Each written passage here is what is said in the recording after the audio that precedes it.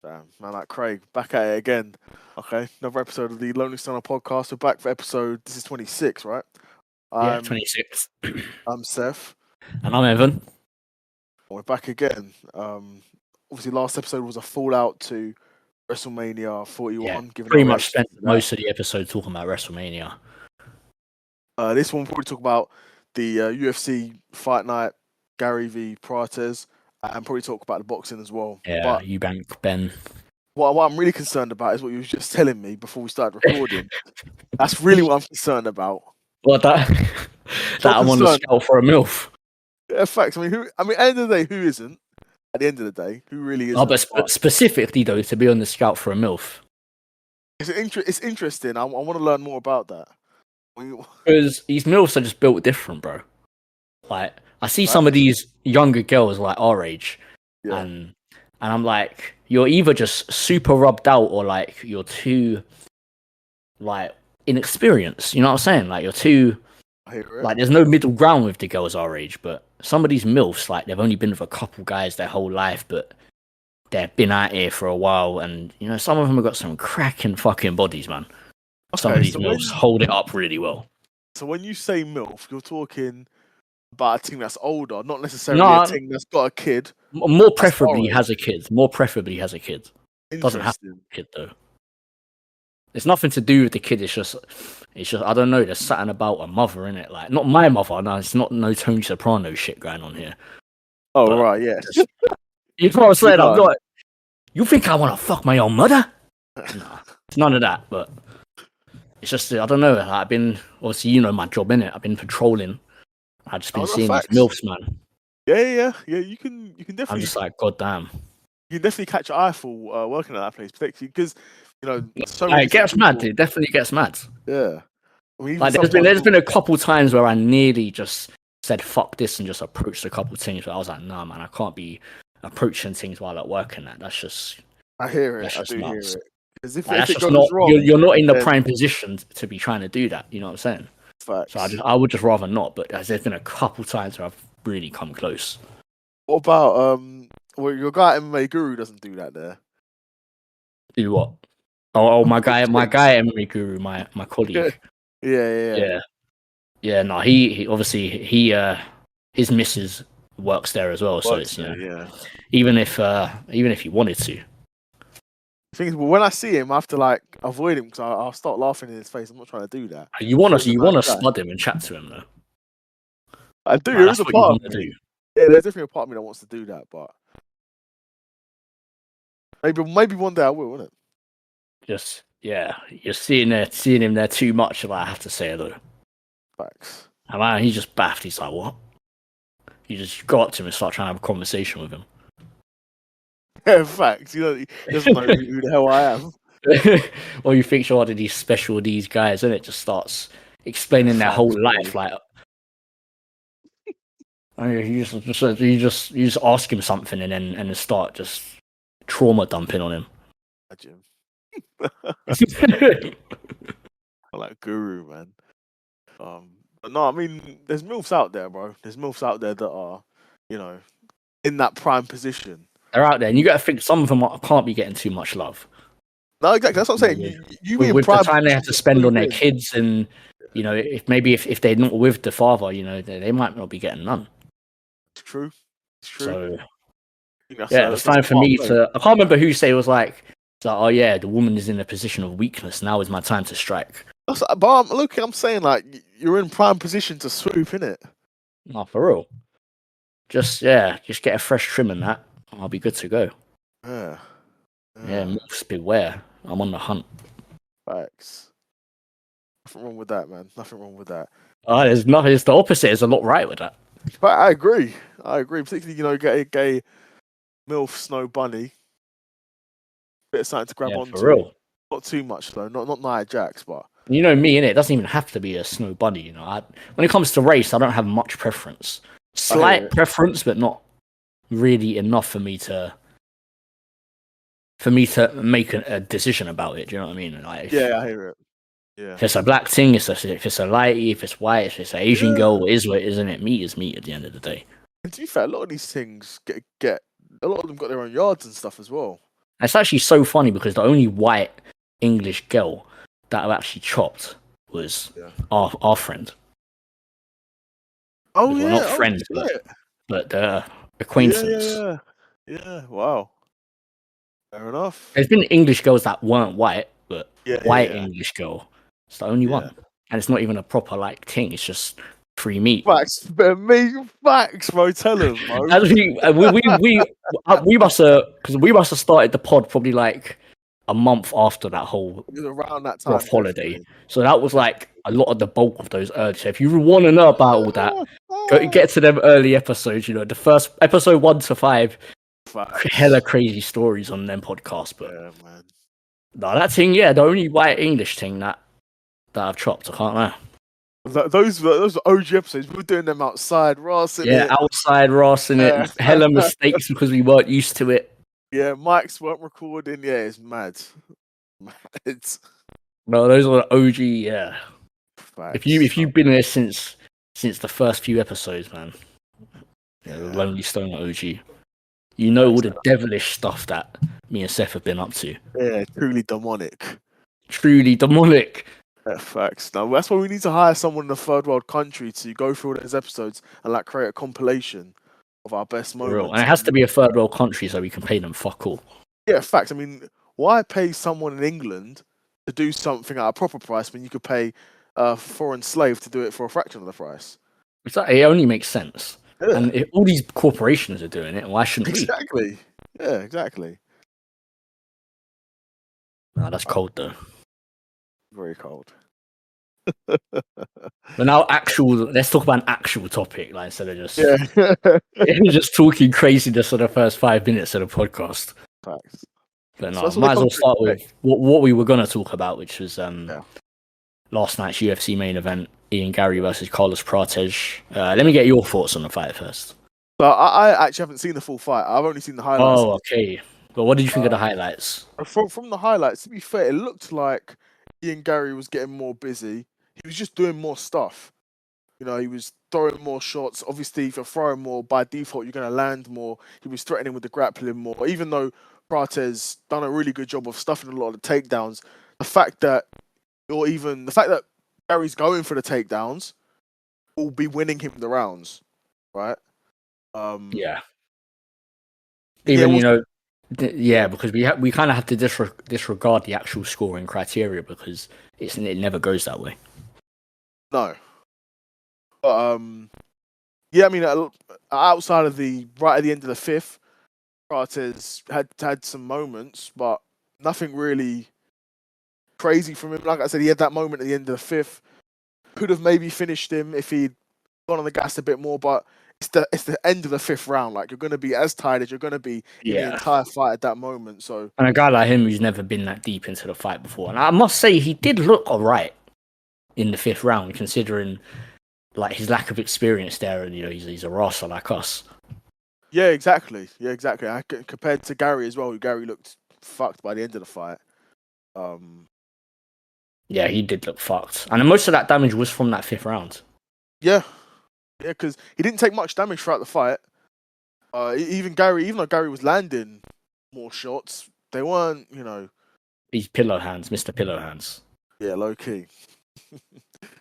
But no, it was, you pretty much got it, how it was. It was Ian Garry was being far more busy throughout, especially for the first 4 rounds. He was being far more busy, outlanding Prates, using his. I will say, I have gained some ratings for Ian Garry from this fight, even though it wasn't exciting because he showed that his defense, in my opinion, is one of the best at welterweight. His striking defense, his footwork to get in and out of range as quick as he does, because he doesn't have a very long reach for welterweight. So for him to get in and out of range. He's quite big for welterweight though. How tall is he? He's quite tall. I think he's about 6'3". Yeah, he's big, but he's got like a 69-inch reach or something, which isn't like great for welterweight. But the way he was able to get in and out quickly and also back up Prates, I was impressed with his speed, his combinations, mixing in kicks with punches. Really just outworked Carlos Prates for the first 4 rounds And I do think Prates could have done more and not been as respectful to Garry's power. Yeah. But that's the way it went down. He got pressured for 4 rounds, knew he was losing, came out in the 5th, nearly finished it. I mean, he probably should have finished it. I think he had Ian Garry in really bad trouble. Yeah. But Ian Garry proves again why, he's a tough guy. He went through it. He's a game fighter. Whatever you want to say about the way he fights, he's game. He's taking these fights on short notice. Definitely. He's fighting the dangerous guys that nobody wants to fight. You have to give him respect for that. Definitely. And like you said, gaining more respect for Ian Garry. I think I have been rating him, but it's just a shame about all the stuff outside the octagon for him. Yeah. Because if without that, like you're saying, he's a decent striker. Like he mixed it up well against Carlos Prates. Lost to Shavkat, but the thing is, made Shavkat look way worse than anybody else has made him look. But what makes it worse is that he's going on about it. That's the bad thing. You have to be. He's bragging about a loss, which is crazy. Exactly. Yeah, it's crazy work. And considering so many people have so many other reasons not to like him as well, and then you're bragging about a loss, like, come on, man. Yeah, like bragging about beating Neil Magny as well. Like, come on, man. Who hasn't beat Neil Magny at this point? Didn't he say his soul's in his pocket or something? Yeah. His soul's in my pocket. Just, you know what this is? Neil Magny's soul. He's a joke, man. No, I don't like Ian Garry. Like, he's cringe, isn't it? And man's like, yeah, his bitch is just wild, innit? He needs to get a leash on his bitch. Yeah, facts. I mean, that's really the cause of all these problems. Yeah. I mean, how can your bitch be making a book 10 years ago saying how to be a wag, and then 10 years later she's what, like 40 something, and Ian Garry's like in his late 20s? And they're married, isn't it? Yeah, and they got a kid. He's cooked, bro. He's cooked. Because I've seen him being in the UFC for quite a long time. He's probably going to make quite a lot of money. 27, yeah. I've seen him being in the UFC for quite a long time. At least another 10 years. Exactly. Like if he's and he fights safe as well. He doesn't fight risky. He doesn't try and finish people, so he's not really getting hurt all that much. No. But if he's just entering his prime, now / next couple of years, he could be in the UFC, like I said, for a very long time. And definitely be a top-ranked guy for quite a while. He's main event in fight nights. He's in these big fights, like the one against Shavkat, MVP, big fights. He's getting paid. He's going to be getting paid for a while. I got respect to Ian Garry in some respects. As a fighter, I think as a fighter, he's not even as boring as some other fighters. But I think the fact that he's so unlikable kind of elevates the fact that people combine the fact that he's unlikable with the fact that he's not a super exciting fighter, and then just make it out to be like he's super boring. He's not super boring. I don't think the fight was super boring. Because Garry was landing some really nice combinations on the feet, and he was shooting takedowns when it felt like there was when it got to a point where Ian Garry was clearly winning a round, he would shoot in these takedowns that he knows he's not going to complete to finish the round. And I've won the round if nothing else happens, so let me just shoot in and stall the fight out. He does do that, but at the same time, for me, it's got to a point where you can't blame the fighters. You can't blame Marab, you can't blame Evloev, you can't blame all these guys. You have to blame the commissions and the UFC. Yeah, and like you're saying, Ian Garry's not as boring as some other guys. Like if you didn't watch Ian Garry's fight and just went off like the social media sort of narrative about him, you'd think he was like Mario Batista. Yeah, you'd think that he was scumming his way to every single win. You know what I mean? And he's not at all. I mean, in some ways, but like not as much as these guys. But like, he was more than willing to stand with Prates and exchange with him on multiple occasions. Definitely. It's not as if he was just running away. I think he was actually pressuring most of the fight on the feet. It felt like that. I mean, obviously you've watched the full fight. I've only seen the highlights. It felt like Garry was willing to be in exchanges, and he was getting the better of them. It felt like Prates was like expecting it to go. For the way he was fighting, he was expecting it to go 5 rounds. Which, we're not really used to. We're used to Prates just throwing home runs and trying to get everyone out of there. But he fought very differently in this fight until the 5th round when he started fighting like himself.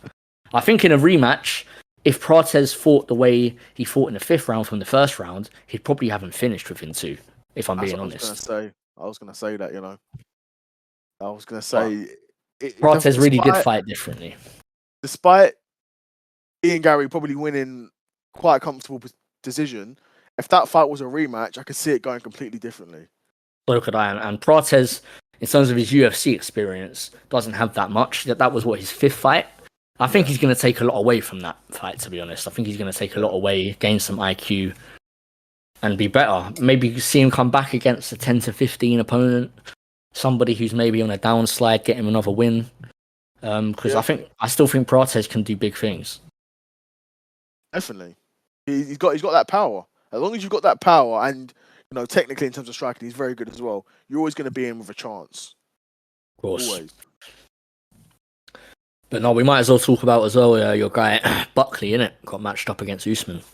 Got his fight. Oh yeah. I think that's going to be quite an easy fight for Buckley. I'll be real. 15 fights, shit, still ain't sweet. Facts. Man cut a crazy promo still. Yeah, he did still, and he uploaded that video on his Insta, innit? Yeah. That's cool. But I'll be real. I don't know why more guys don't do that. I think that was made by himself. It wasn't made by the UFC, was it? No. He just uploaded that. Bro, like, why aren't more fighters doing this? I just cut a fucking promo, you know what I mean? Like, take some inspiration from these WWE personalities. I mean, you don't... we're getting to a point now in the UFC where you can get big fights and make money if you're entertaining. You don't even have to be that good of a fighter, really. Like, and Buckley is obviously very good. Yeah. But let's say he lost to Usman, right? And he's still being himself the way he is. He's still going to get good fights and matchups because his popularity is going up no matter what.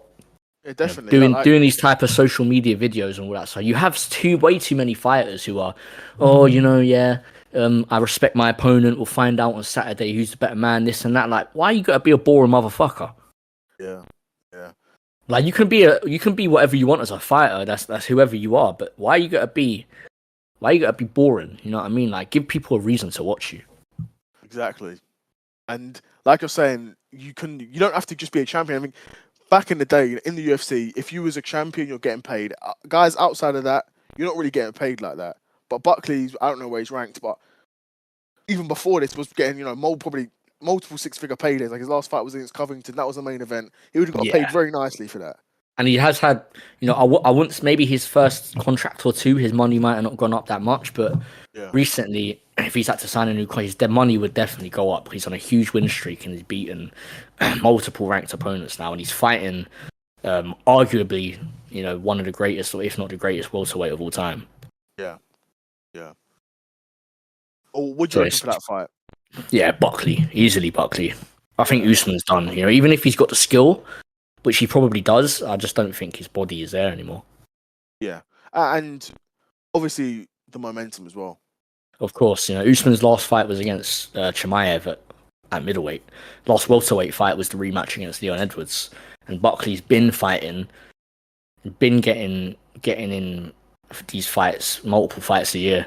So yeah, everything's pointed to Buckley to win that. Yeah. And I made my mistake last time when I picked Kobe to beat Buckley, and that's kind of nuts. I mean, looking back, Kobe to win a fight. Yeah, I mean, looking back on it, yes. It's like they say, hindsight's 20/20, isn't it? Kobe should go back to playing poker and going on streams. It's like your boy MMA Guru predicted Prates to knock out Ian Garry. Yeah, you just got to go with the boring prediction now, isn't it? That's what he said, innit? He said the meta for predicting MMA is to just think of the most boring, least entertaining outcome and predict that.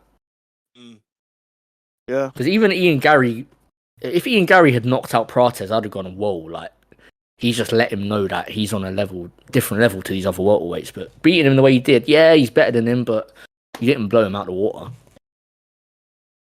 No, he didn't, to be fair. And that would have been more exciting than winning a decision, but yeah.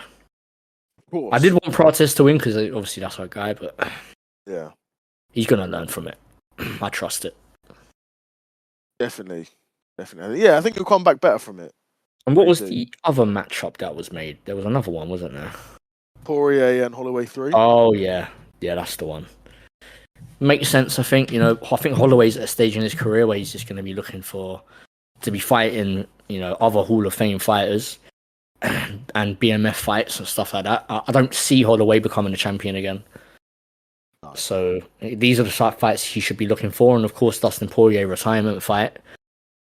Yeah. I think MMA Guru said this. It is a trilogy, but it's almost not because they were such different fighters when they fought the first time. So this is almost like a rematch. Yeah, it's more like a rematch than a trilogy. Yeah, definitely, I agree with that.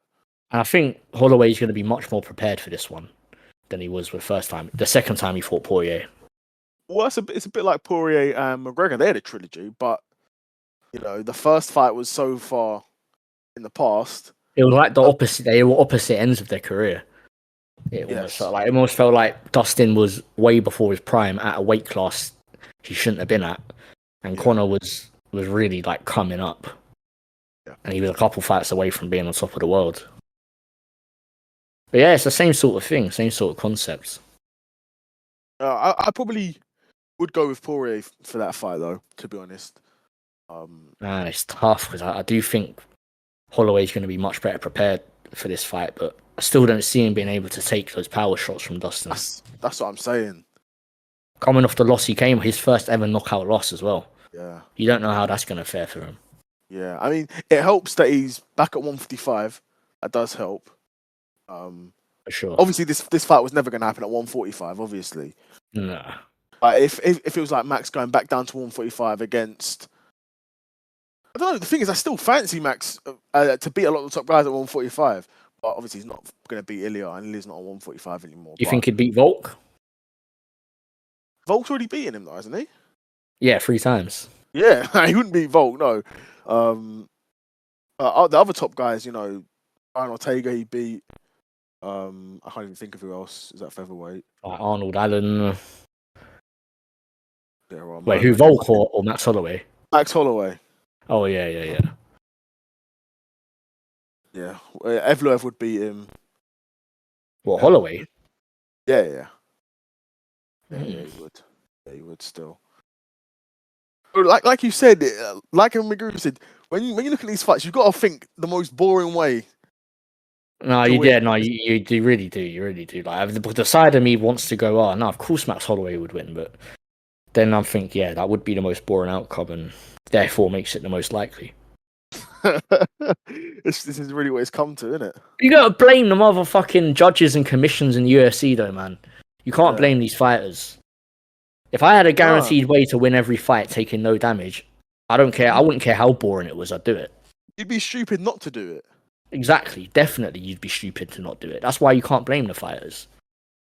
Like what? I mean, you can, because you still have guys like Gaethje and that, but still, like, guys are out here, they just want to win. They don't care how. Yeah, like you said, you'll have a couple guys. You have a guy like Gaethje or Chandler who doesn't. Really You'll have care. the warriors, yeah. You'll definitely have the warriors, but then you'll have the high IQ fighters who, let me just win, let me just make money, win, become champion. Yeah. But I don't fancy Holloway to take those shots. No, neither do I. And Dustin is still Dustin. He's not fallen off a massive amount. And that's the thing with a lot of retirement fights. At this point, the guy's normally fallen off quite significantly. But Poirier is still capable of being damn near the top of the division. Obviously, he won't be the top because he can't beat the Oliveira's, the Islams, etc. But he's still in probably just a touch below, in those conversations. And to be fair, so's Holloway though. That's the thing. We don't really know at 155, but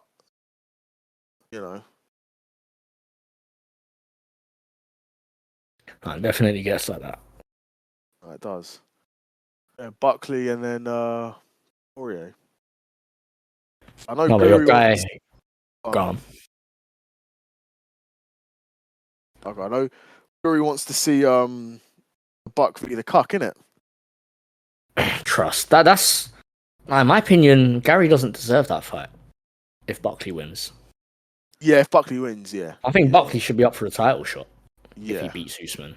Yeah. I don't care that Usman would be on a 4-fight losing streak. Yeah, I mean, would you give Buckley the title shot before you give it to Shavkat? Yeah. Really? Yeah, definitely. Wow. Because Shavkat, I feel like Shavkat was lined up for a title shot in a time where it didn't feel like there were many contenders. But now you have like Sean Brady, Ian Garry, Yeah. Buckley. I think you have multiple guys that could give a shout for the title shot. It's And not like who was Shavkat. Shavkat's win before? Who was Shavkat's win before he beat Ian Garry? Oh, Wonder Boy. Was it Wonder Boy? Okay. And then before that, Jeff Neal and Neil Magny. That's not an amazing resume to get a title shot. I mean, Sean That's Brady because just he beat Leon stopped all of Edwards. them, innit? That's because he stopped everyone. Yeah, he did. Yeah, he's yeah, he did. He did do that. To be fair, And it's but I not guess like if that's the way you're looking at it, then I would say yeah, Shavkat probably does deserve the title shot. But even in his last fight was pretty boring. it was Ian Garry, but It was won. Ian Garry. But even though it's called a title eliminator, his fight with Ian Garry. So realistically, if he's been told he's the number one contender, then he should be waiting for that. If I got told I'm next for the belt, then I'd say, cool, that's my next fight. That's what I'm thinking. Like you're told you're next in line for the belt, and it's not like you've lost a fight, so surely he'd be next in line. Of course, he's 19-0 as well, which makes it. Yeah. They want to get him that title shot sooner rather than later. Definitely, I think it should be Shavkat next in line, then Sean Brady, and then if Buckley beats Usman, then probably Buckley. Yeah, I think Ian Garry needs. He's only on a one-fight win streak. He needs a couple more wins against actual top 10 ranked opponents because he's not beaten a top 10 ranked opponent. No, they need to do like Garry v Edwards or something. Yeah, something like that. That fight would be. I'd fall asleep in that fight. Oh, definitely. Yeah, you'd just be fainting, innit? I look at some of this like, how are Gilbert Burns and Colby still in the top 10? Feels like Gilbert Burns hasn't won in like 5 years. I'd be real though. Neither has Colby. I'll be real though. The UFC's always sort of been like this. I remember seeing guys like Vitor way past their prime, and they're still ranked like 12, 13. And they No, just you're get right. packed. They do it. They don't give enough respect to unranked wins. Like they'll give more respect to Colby for a win he got 4 years ago than a guy getting 2 or 3 unranked wins in the last couple of years. Yeah. Which, in my opinion, doesn't make sense. But I guess that's the way UFC like to do things. Yeah. And the way they always have. Yeah. Oh, I think Michael Morales is fighting Gilbert Burns next, actually. Oh, yeah. Pretty sure I read that. Yeah. Then who's Luque fighting again? Your boy Kevin Holland. Oh, yeah. Quick food for Luque. He's not ranked, is he? Yeah, he is. Number 14. Oh, mad. Fair enough. And MVP is 15. Damn. But yeah, like looking at who Ian Garry should fight next if it's not going to be for the title, which I'd assume it isn't. You have Colby in there. I'd like to see that just for the build-up. Yeah. I mean, Ian Garry's in the top 10, actually, number 7. Yeah, and he's in the top 10, definitely. You have Buckley, who's just above him, then Jack Della at number 5, who's fighting for the title. Yeah. And then you have Usman at 4, who's fighting Buckley. Then you have Leon Edwards at 3. No, the Leon Edwards fight is the one that makes sense. It makes sense. If Garry beats Leon Edwards, he'll probably be guaranteed a title shot. That's what I'm saying. After Sean Brady and Shavkat, but yeah, he needs to fight again. Definitely needs to fight again. Yeah, definitely. I mean, if he's telling people that he deserves a title shot after that, then he needs to sort himself out. But the thing is, he's trying to talk his way into it. To be fair, and you never know if something happens and he's saying he's there. Like Moicano got called at the 11th hour to face Islam. Anything can happen. I think Ian Garry can beat Belal as well. I think that's not the best matchup for Belal. It's not. Especially if Ian Garry's like grappling is as good as it seems to be. It does seem quite good, but the thing is, Belal's not got a chance in the striking. Not a chance. I think it's like how I've said before, like when you're a guy like Belal and you've only got one way to beat these people. Then that's the only way to beat these people is resting, then he's gonna make that work. And especially like, the way the UFC is going, if Belal can just hold him up against the cage for 5 minutes, he'll win the rounds. And if he can do that 3 out of 5 rounds, he'll win the fight. Like Ian Garry is the more well-rounded fighter. Obviously, I think we'd all agree with that. But Bilal will Realistically, make it yeah, a fight. Bilal can do that to anybody in the division. As I say, Bilal will make it a fight where it doesn't matter how well-rounded you are. Like you said, he's got his one way of winning the fight, and that's what he's training for, and that's what he's going to do. Yeah. I feel like MMA is almost going in reverse, where you had right at the start where everybody had their speciality, and then you get into a point of more well-roundedness, and then it's going back to a point now where you just have to have a speciality. You either have to be able to knock someone out with one punch, or grapple fuck for the whole fight. Exactly. And it feels like that's the two ways of winning a fight these days. It does. It's almost like MMA is going in reverse. Yeah. And to be honest, MMA is getting worse, man. I can't even lie, it's getting worse. Yeah. It is, unfortunately, particularly these heavyweights. Oh, heavyweight is, my God. But now let's talk about your guy Eubank, though. Oh, what a guy. Well, like Bisping said, what a guy, that's gay. It was a great fight, to be fair. It was a really good fight. The judging, I'm not too sure about the judging. I'll be real. It seemed a bit shaky. I didn't have it Eubank winning by as big of a margin. I think they gave Eubank an extra 4 rounds. Yeah. When I think the last 2 rounds, maybe 3, from 10 to 12, could have all been 10-10 rounds. Could have all been draws. Yeah, those last few rounds, it was very scrappy. It was like very... They were just both going for it. It was amazing to watch. It was clear like neither of them were confident that they were winning. So they both just went for it. Yeah. And it looked like at times both of them were ready to get out of there. Like it looked like at points like Eubank was nearly on the verge of being finished. He's almost like, I don't care if I get knocked out, I'm just going. Yeah. But Eubank, he boxed well for the most part. Both guys boxed well, I'll be honest. In my opinion, I think both guys boxed well. Conor Benn, probably, even though he lost, probably one of the best performances of his career. I think he did look good, to be fair. I think he did look good. And considering he's going up multiple weight classes as well. And considering what he is as a fighter as well, like he's not a slick boxer. He is a brawler. He is a pressure fighter who's going to try and walk you down and, throw these combos and pressure you and put you against the ropes and try and land big punches. That's what he is as a fighter, But yeah, that's definitely his style, and he was able to box more cleanly than I've personally seen him box before. Yeah. Take away those last couple rounds because that was absolute warfare, but yeah, for the most of the fight. And Eubank Jr., to respect to him, defensively, he was getting caught though, but his chin stood up. He was dodging a lot of Ben's punches. He didn't look bad at all. He didn't. He won. Nicely. Yeah, he won. Yeah, I did think he won as well, but it was was very close. I was probably edging a Eubank win, maybe a draw. That's what it was seeming like. It was seeming like it was either going to be a Eubank win or a draw. But like you said, for him to be up by 4 rounds or so, I mean, it wasn't that clear. Yeah, but no, really fun fight. I won money, not considerable amounts, but it was a clean Win's sweep. A win. All my predictions hit. If the people have seen my undercard prediction and my main event prediction, the only fight I didn't successfully predict was the one fight I didn't put money on, and that was the Liam Smith v Aaron McKenna fight. I picked Liam Smith to win, and he did not win, but I didn't put money on Liam Smith to win, so that's all right. And it was evident from like the start of that fight. You watch it and you're like, okay, yeah, Liam Smith's not winning this. Like he looked too small. He didn't look like he had the confidence to beat Aaron McKenna, and this was the first time me seeing Aaron McKenna. So it's a sort of thing where I'm like, I've heard of Liam Smith, I've not heard of Aaron McKenna. I'm gonna go with Liam Smith.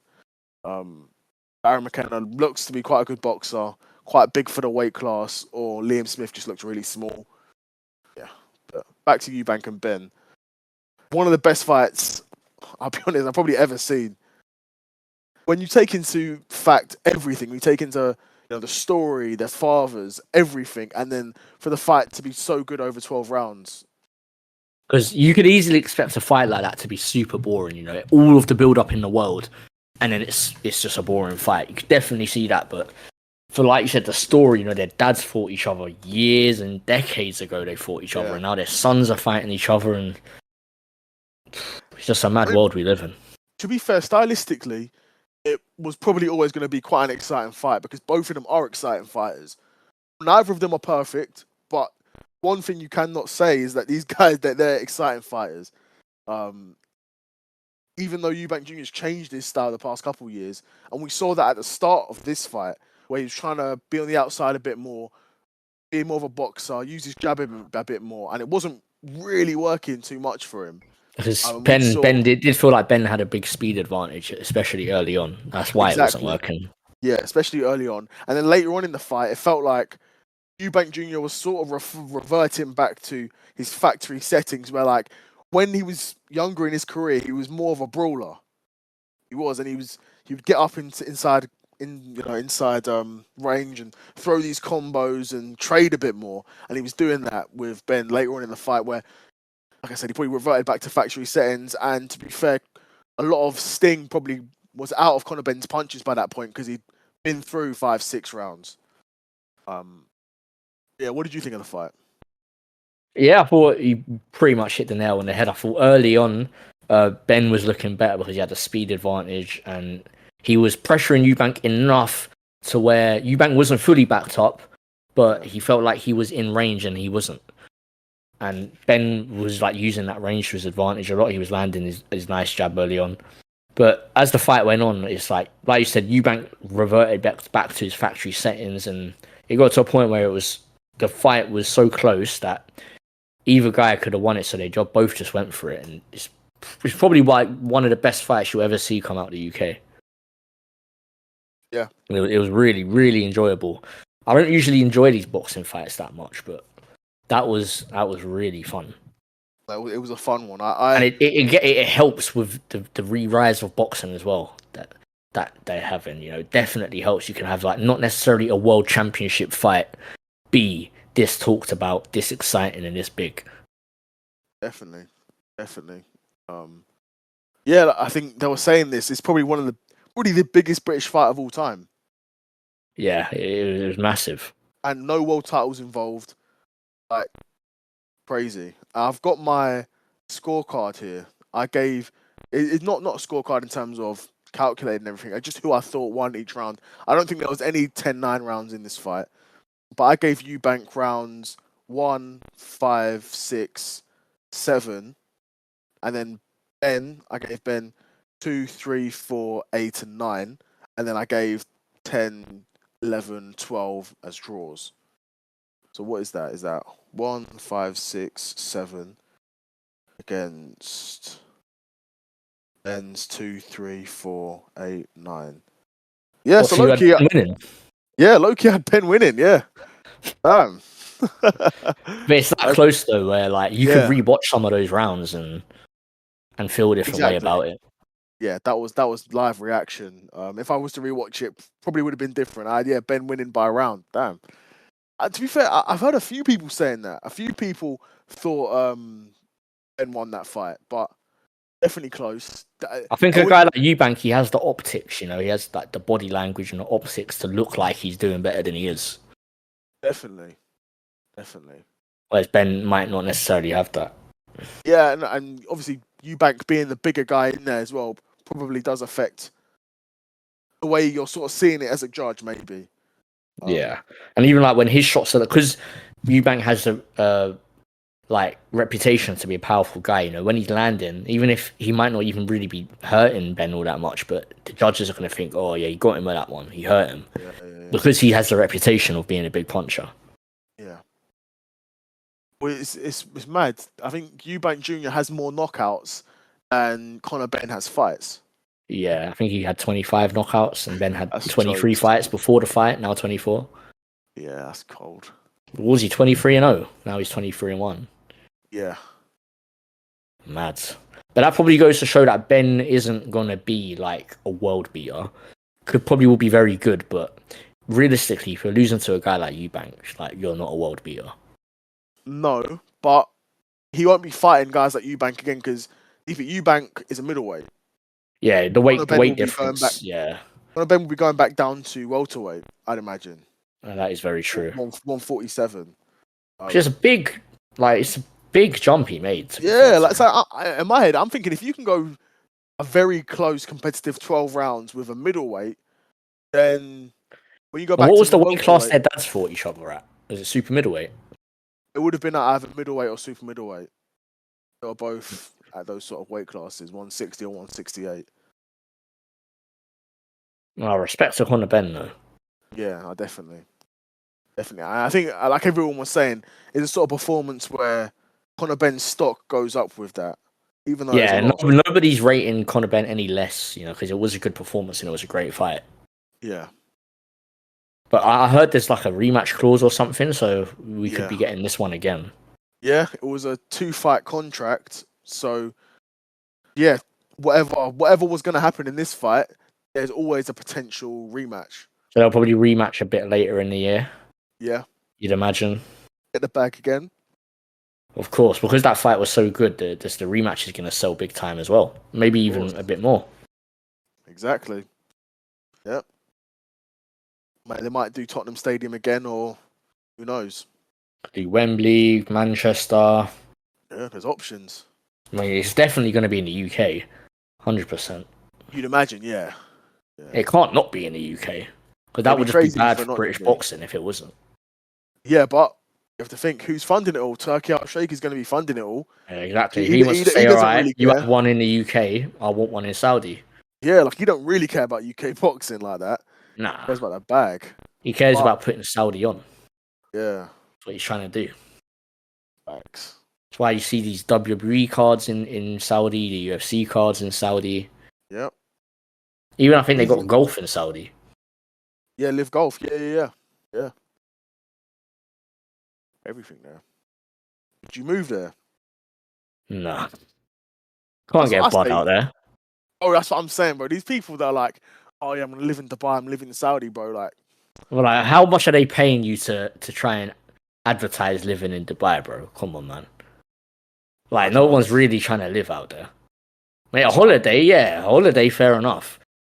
Who's trying to live in Saudi? Come on. That's what I'm thinking. If I wanted to go somewhere where bud's illegal, I'll just stay here. At least it's illegal and I can get it. Over there, it's illegal and I can't get it. Over there, even if you're smelling of loud, they're probably just gonna bag you. Facts. It's mad over there. I mean, it's their country, innit? They can do what they want. I'm not saying they can't or shouldn't do that. It's their country. They can do what they like. The way I see it, I'm a foreigner in their country. I should abide by their rules, right? Yeah. But that's why I just wouldn't go there.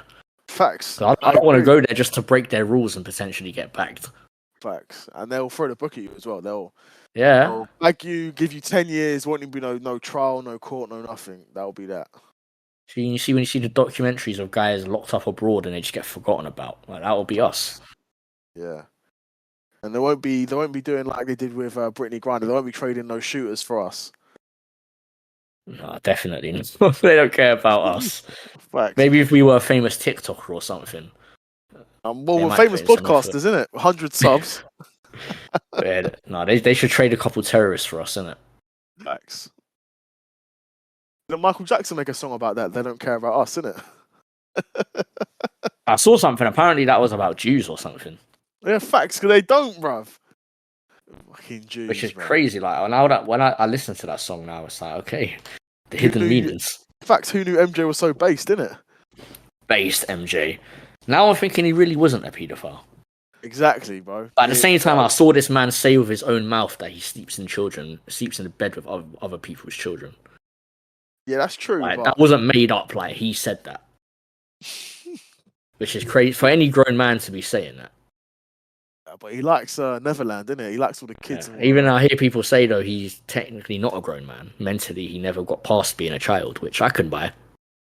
I mean, yeah, certainly. Because the abuse he went through as a kid, it's all documented. What his father did to the Jacksons and all this to make them what they were. Yeah. The man had a crazy childhood and being super famous at what was he when the Jackson 5 popped off? Man was probably 10 or something. Yeah. He maybe even younger. I remember someone saying that he may have been like chemically castrated as well to try and keep Yeah, his voice I'll high. buy that as well. I buy that because he was a super like fucked up guy. Yeah, And if you think about it, sleeping in bed with children thing is really just the tip of the iceberg on the mad things that he's done and facts. has had done to him. Facts. Don't know should that be my next side quest? Just trying to defend Michael What Jackson. MJ Iceberg video?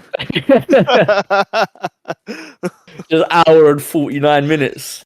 Then me Facts. talking about MJ conspiracy theories, what he was involved in. That'd be cold. You go down that hole, you never get out. That's what they want, though, isn't it? It's exactly what they want. That's why, in this life, man, just smoke loud and enjoy life, man. Tell them again, Like, bro. obviously, don't be ignorant, don't be a sheep, but enjoy life. Yeah. Know what's going on and just accept it anyway. Like our That's boy it, said, bro. innit? Why the fuck would you go to that island? Facts, bro. Yeah, Kanye, what a guy.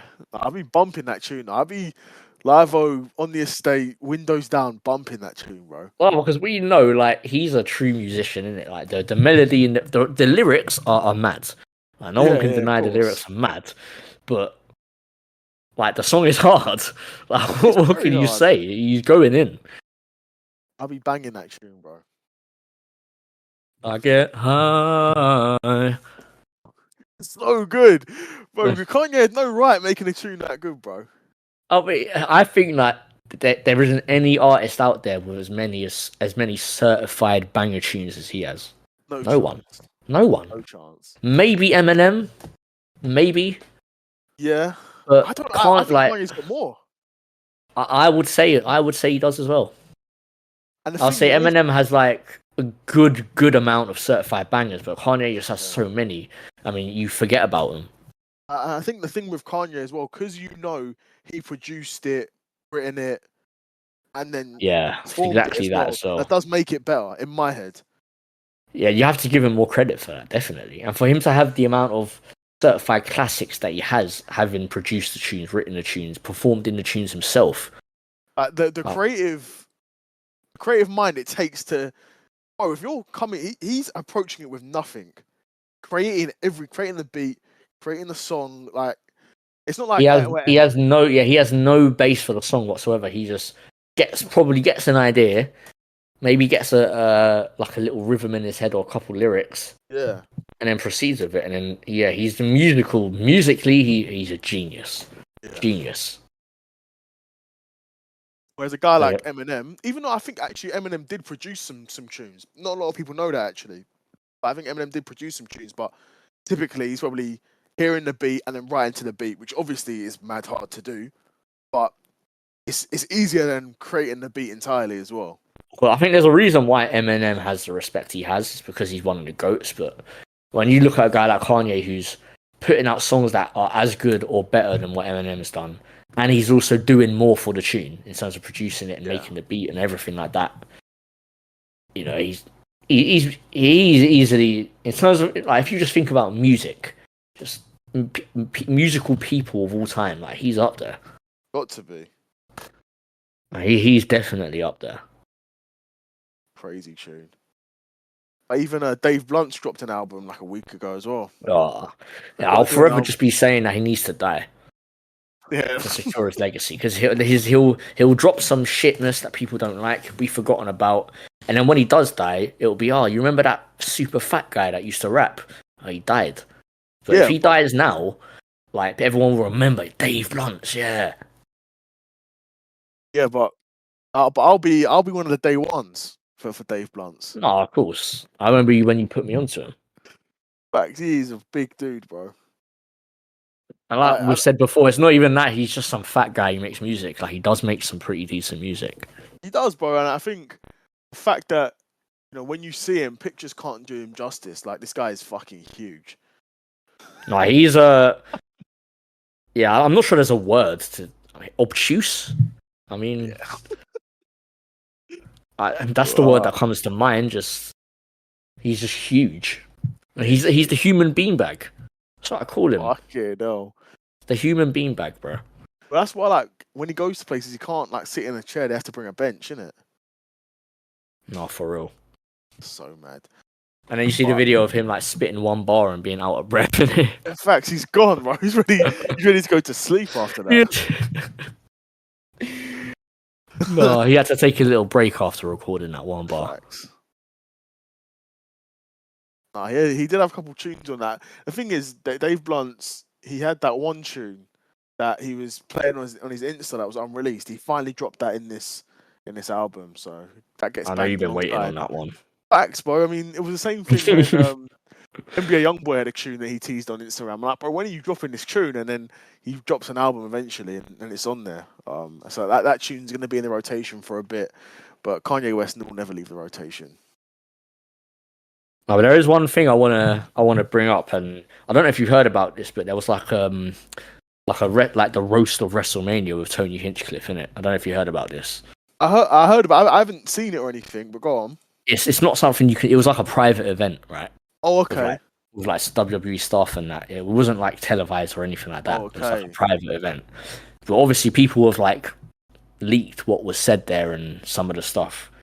I don't know who it is that's actually saying these lines. I heard some of them were Paul Heyman, some of them were Tony Hinchcliffe and other comedians. Okay. But these are just transcripts from that night. So the first one here, Jinder Mahal wasn't at WrestleMania because he was having a midlife ISIS. Is he there? Who, Jinder Mahal? Yeah. No, of course not. Oh, okay. Of course not. I don't think any of the people they're talking about here. Oh no, it specifies when Paul Heyman is speaking. Okay. At WrestleMania, Jey Uso was the underdog, which is what Nakamura ate for dinner tonight. Kind of weak, but is this alright? Yeah. It just says Paul Heyman made jokes about Maurice's private parts. Yeah. But she's alright, to be fair, so it makes sense. Yeah. Heyman also said Shayna Baszler had a penis.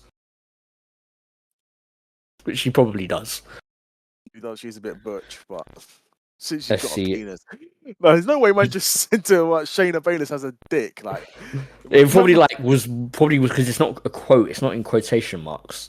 Okay. Like the first two were. But then this one is in quotation marks. Jacob Fatu became the US champion, which is crazy because if the president of the US saw Jacob, he would deport him to El Salvador. Yeah, facts, to be fair. That's one. Naomi and Jade Cargill had their match. When it comes to their rivalry, we've only just begun. And they will face off again in your Waffle House. Bro. What's in your Waffle House, you know? Yeah, that's crazy. That's jokes. Oh, no. You'll rate some of these next ones, though. No, not the next couple, but the other ones. CM Punk is straight edge from drugs, alcohol, and winning at WrestleMania. Jey Uso starts celebrating and hitting the bar, and history shows he'll have a nice drive home tonight. Oh, God. It just says Charlotte Flair appeared to be the main source of attack, as there were several jokes made regarding her divorce and plastic surgeries. Oh, that's peak. There was a joke about. Oh my God. There was a joke about the Allegiant Stadium being so big and black that Hulk Hogan wouldn't let his daughter anywhere near it. That's a good one. That is cold. Oh my God. I said Nia Jax is into BDSM. Her safety words are down, set, hot.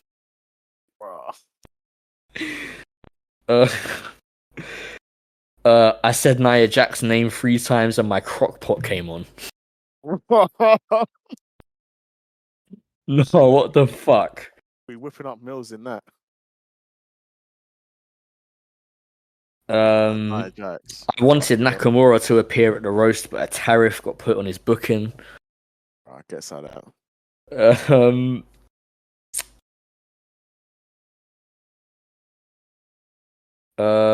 Yeah, and I don't know if you know about that guy that used to write on WWE, Freddie Prinze Jr. He was like also in the Scooby-Doo films back in the day.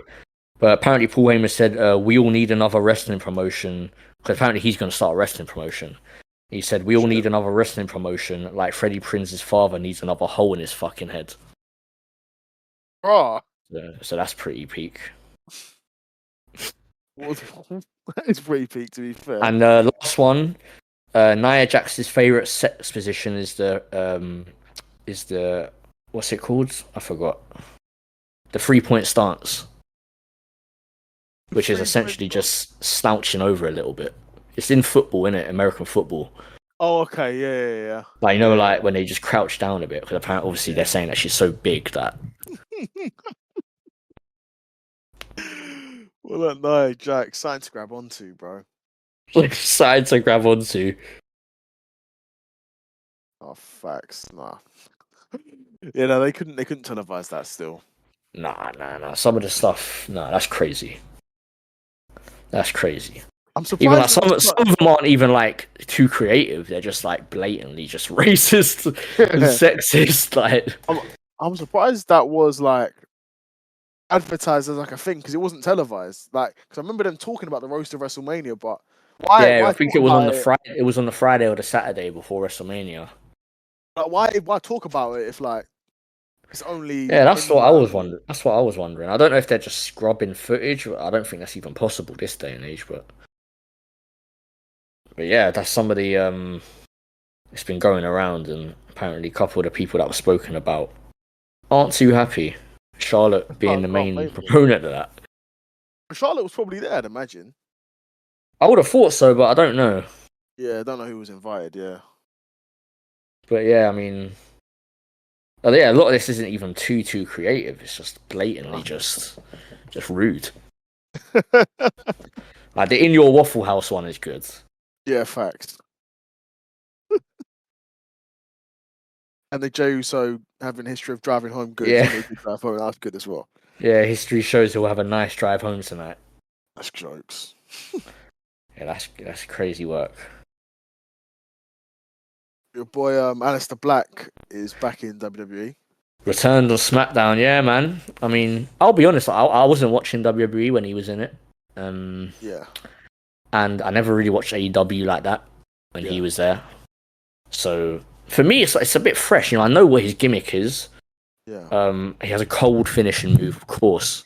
Cold finishing move, but I'm excited to see what they're going to do with him. Similar to like Karrion Kross, where I personally haven't seen so much from them, but I already rate them based off their aura. So, you know, and there's a difference between having superficial overness like Jey Uso and having aura. If Jey Uso don't have aura, definitely. But a guy like Karrion Kross and Aleister Black, they have crazy aura. Yeah, it's true. And I think over someone like Rusev, who just came back, guys like Karrion Kross and Aleister Black, they've got like more of a character. Yeah, I would agree. Rusev is just big, strong Russian guy. That's why, guy, whatever he is.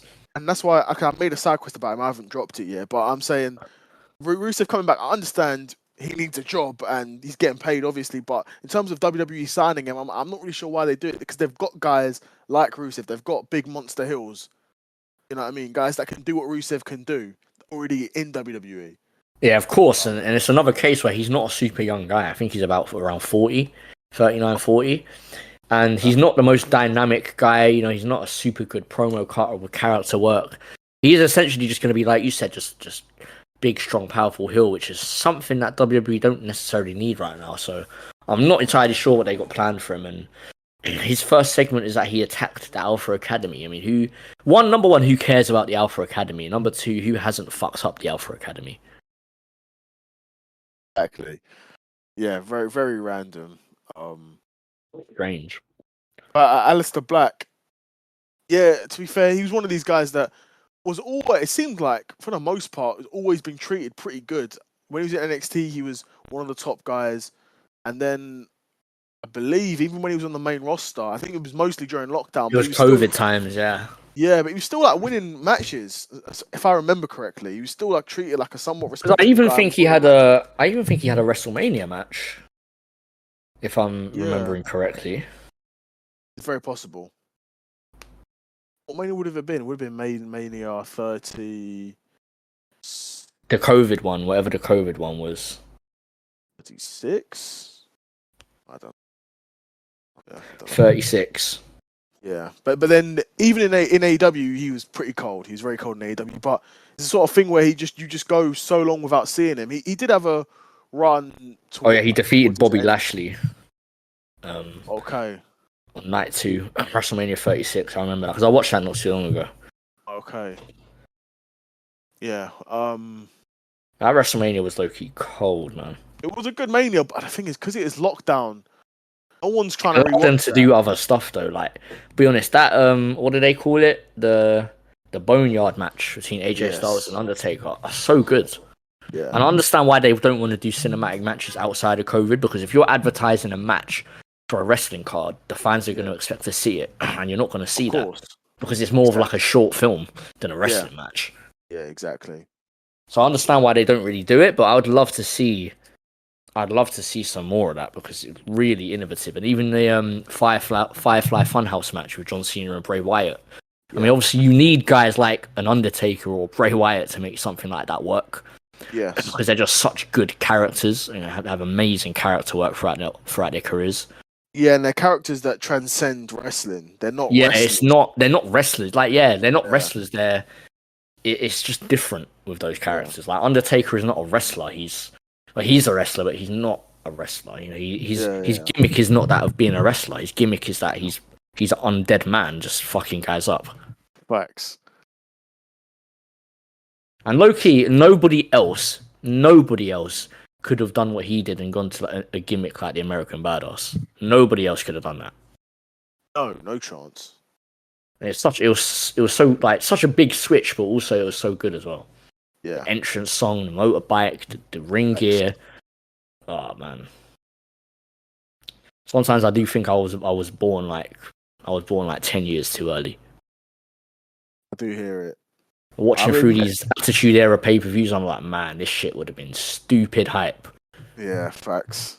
Glass smashing, Stone Cold, Undertaker, Kane, Mankind, Triple H, Shawn Michaels. I'm like, oh my god. Yeah. Hey guys. Like every time Stone Cold comes out, he just gets the most stupid pop you ever hear. Facts. Of course, bro. And of course, Stone Cold is just cold, man. He's Stone Cold. That's it. Like crazy promos, like got the look that you believe everything he's saying. Because when you watch his podcasts and stuff, like he isn't that much like his character. His character is more like an amplified version of himself. Definitely, yeah, definitely. He seems like a pretty calm guy when you watch his podcast, and like I can't remember what his podcast called, like Broken Skull Podcast or something. But yeah, something like that. That's been going for time, yeah. Because it was. I don't know if it still is, but it was like on the network, innit? It was like a WWE. Well, the WWE network doesn't exist anymore, innit? Oh, of course, yeah, it doesn't exist anymore, but it was like a WWE it was initially. Production. And I don't know if it's his thing anymore, but I'll be real. The stuff that Vince was doing, bro, he was ahead of his time, G. Yeah, definitely. And even the way he became an on-screen character himself, I mean, the Montreal Screwjob, I think he realized right then and there, like, oh shit, like, it sort of forced him into becoming a character. Yeah, I can be this crazy evil on-screen character, Mr. McMahon. Yeah. And like, in terms of on-screen personas in the WWE, like he's probably number one. Like, not a wrestler, but on-screen persona. Like, he's definitely number one. Yeah. And he was cold as well. Yeah, bro. He wasn't even that bad of a actual wrestling worker as well. He took some crazy bumps in this. He did some crazy shit. Oh, he was one of these guys, similar to his son Shane. To be fair, they know what they're good at, and they just play to their strengths. Like, you're not gonna have Vince McMahon go and have like this mad technical match with Shawn Michaels or whatever. But you need him to go in a street fight with whoever, Stone Cold. They'll put on a very entertaining match because they'll work to each other's strengths. Yeah, man's on enough roids where he looks intimidating enough where you're like, rah, you could fuck him up. Yeah. In that world of suspending your belief. And it's mad because, like saying, like he's probably like 20 years older than all these brothers as well, but because he's so juiced up, you wouldn't know. Super juiced. No, I'd rather rate Vince McMahon. Come on. I think he did lose it by the end in terms of like the way he ran the company. He was bugging out a bit. But like Attitude Era just blows any other era of wrestling out the water. It's crazy. I mean, obviously, I had seen clips, Stone Cold, The Rock, all this kind of. I had seen clips. I never watched full matches or cards from the Attitude Era, but like, it's so ridiculously enjoyable. I mean, even like the undercard, right? Even the undercard is good because you got your guy Val Venus is wrestling on like every pay per view. Oh, this is this. This is Hello, when ladies. like this is when Vince Russo was like in the creative team, bro, and he would be Yeah, he would make sure facts. everyone had a character, bro. Everyone had a storyline. Everyone had something to do. And you know it's Vince Russo because I'm watching the pay per view and halfway through you got Sable and Jacqueline having like some stripping contest. Yeah, it's And then I absolutely think chaotic. Sable became the first ever women's champion. She did. Oh, bro, beat this, bro. I've got Munch at the door. So I got Munch at the door. So that might be it for the this episode. Yeah, But, we'll lock it off with Sable and her big tits. Exactly. See, they were huge. But another episode of the Lonely Stoner podcast in the bag. And There you we're go. out. Peace. All right, cool.